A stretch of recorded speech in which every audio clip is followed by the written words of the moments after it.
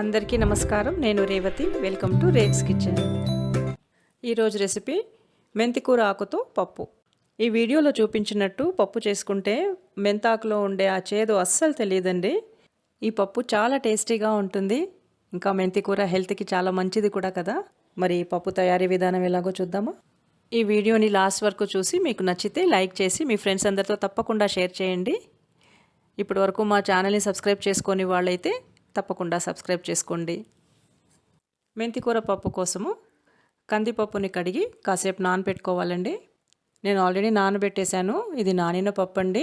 ఈ గ్లాస్తో 1 గ్లాస్ తీసుకున్నాను. నానిన పప్పులో 2 పెద్ద తరిగిన టొమాటో ముక్కలు, పప్పు ఎంత తీసుకున్నామో దానికి డబుల్ వాటర్ పోసుకోవాలి. 1 గ్లాస్ పప్పుకి 2 గ్లాసుల దాకా నీళ్లు పోసుకోవచ్చండి. బాగా ఒదుగున్న పప్పు అయితే ఇంకొంచెం ఎక్కువే పడతాయి.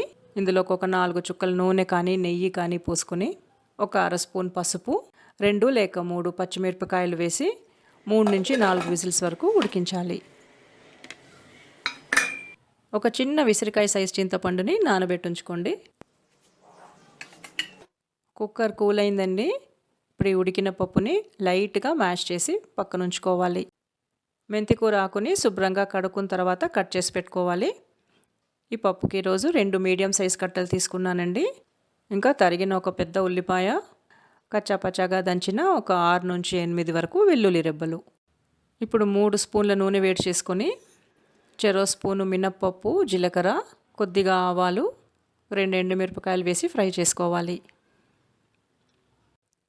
ఇవి ఇలా ఫ్రై అయిన తర్వాత తరిగిన ఉల్లిపాయలు వేసి కాస్త వేగనిచ్చిన తర్వాత వెల్లుల్లి కూడా వేసి 2 కలిపి వేగనివ్వాలి. ఉల్లిపాయలు వేగాయండి.